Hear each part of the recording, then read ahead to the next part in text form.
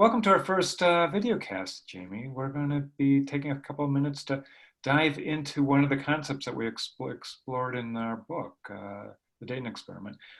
And this was a concept that we kind of grappled with from the very beginning of our time working together. And this was about the concept of what we call comfortable being uncomfortable. And it's one of the things that I shared with you in when we were in those early conversations was that in my world, in the tech world, in order to innovate fast, you have to be willing to be uncomfortable. You have to be willing to walk into that place of being uncomfortable, of not knowing, because it's in that area that you're able to iterate and learn really quickly. So this concept of being comfortable, being uncomfortable, is kind of part of our DNA. But I noticed working with educators that wasn't really a part of a typical DNA of many educators, because most educators had worked within a curriculum and a framework that was fairly stable. And so I'm just curious, when we started talking about that concept, what that felt like to you, and and how you kind of grappled with that. Yeah, that was definitely a concept that I would have prior to working together, I would have said that I had been in uncomfortable situations, and I was learning how to get comfortable with taking risks. However, I think that ultimately, as I reflect on it, I definitely still had an area of comfort or known within my risk. So I might walk into a planning meeting without the answer, which was uncomfortable, but I still kind of had an idea of the parameters with which we were going to be working. Probably the first time I really felt that deep sense of being truly uncomfortable was when we started our Innovation Council, when we brought together members of industry together with us as educators and students to create a vision for what we wanted, and inviting all of these people to come in to work with us and not really being able to tell them exactly what we wanted. Was very daunting because I had never really truly worked with people outside of education. I had never really truly crossed into the area of industry. And so that was really super uncomfortable because I had no idea what it was going to look like. However, when we sat down, people just began to share what their thoughts were. And what I found is that really good ideas began to evolve because my mind was completely open, because I had no idea of what it might look like in the end. One in particular area, we actually, out of our first meeting or second meeting, we had one of the industry leaders approach us from our local Online Northwest, which is our local internet provider, and she offered to work collaboratively with us to see if we could bring gigabit fiber to Dayton, which the importance of that was in order for our small rural community to really be able to compete and to have a future, we needed to have access. And a lot of our rural families did not have access, and even in our school, to the bandwidth that was needed to run companies or to do the work that we needed to do online. So I remember when she brought that forward, it sounded amazing, but I had absolutely no idea how that was going to work or what that was going to look like. And so that was really uncomfortable. But each time we met, I learned and we grew. And I would say it never got any more comfortable, but I definitely got more comfortable with the fact that I was uncomfortable, if that makes sense. Mm-hmm. And so how is it that other people who saw you walk into that space, how do you think it was for them to see you being willing to walk into a place where you didn't have the answers? Well, I'm hoping that it, I guess, leveled the playing field, so to speak, because people in education and the students to be able, because I was in a position where people would often expect me to have answers. I think it was hopefully it was a modeling of that with them, and to really see that everybody's voice at the table was it mattered and that everybody had something valuable to contribute. So I'm hoping that that was part of it.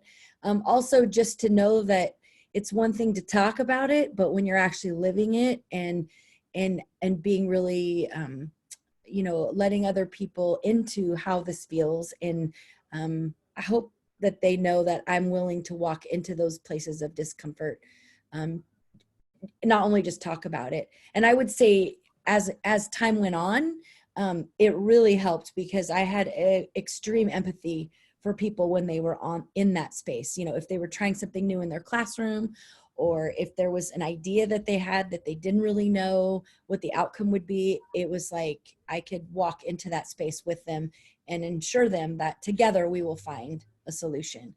But it's okay that they don't have one.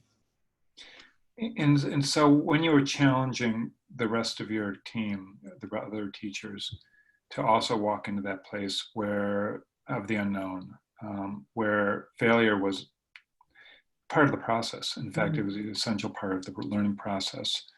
How was that for your teachers to actually walk into that place where they didn't have the answers, and in fact, they didn't oftentimes have a level of control that was very comfortable? That was hard. That was hard for them. I think it's hard for anyone to walk into that space, but at the heart of it is trust. And I think when you are in a space that feels safe and that you trust the people that you are with, you know that you aren't going to be left standing out by yourself, or you're not going to fall. And even if it fails, you've got other people around you to help you learn from it and figure out the next step. So I feel like it was scary and it was hard for some. For others, maybe it was a little more natural to take a risk, but ultimately they were willing to do it because of the trust that was built. And so trust has to be built, right? It doesn't come, it needs to be cultivated. How was it that you were able to cultivate that trust, where people really believed that when there was failure, that failure was an opportunity to learn and not a potential of being rejected or shamed? Well, a large part of it has to do with the relationships that are built over time. But I also think when you can demonstrate through multiple opportunities that, like I would fail and they would be there with me and we would learn from it. But I think walking into things with others, and when they didn't work, we picked up from where we left off and kept going. So I think just, I guess actions can speak louder than words. So just doing it, I think, helped people. We had the relationship, we had built the trust, but then they were willing to take that next step with me, and we learned together. And at times, did that feel vulnerable? Oh yeah, sure. I think it felt vulnerable for everybody to take that risk. But in the end, when you take that extra step and you allow yourself to be vulnerable and you walk into that space, what the way it feels on the other side of it is so much more joyful that it's like you were willing to take the risk to have the reward in the end versus not being willing to take the risk and just play it safe. And did you notice that within the building, when people are more willing to take those risks, walk and trust others with their vulnerability and walk into those experiments, that the culture changed in the school? Did the school energy feel different? Absolutely. Yeah. I think people started to seek each other for that support, and they began to talk about, their vulnerabilities. People didn't feel like they had to have the answers. They were willing to share their crazy ideas with each other. And what we found is people actually got invigorated by the crazy ideas. And so we just kept going, and it spread, and people, I didn't have to be the one that would initiate that. People started doing that on their own as they got more comfortable with realizing that the experimentation is where the joy is, and the learning. Wonderful, Jamie. Thanks so much for your time today. And this was fun. This was a good It one. was fun. Okay, take care now. It was uncomfortable at first, but it was fun.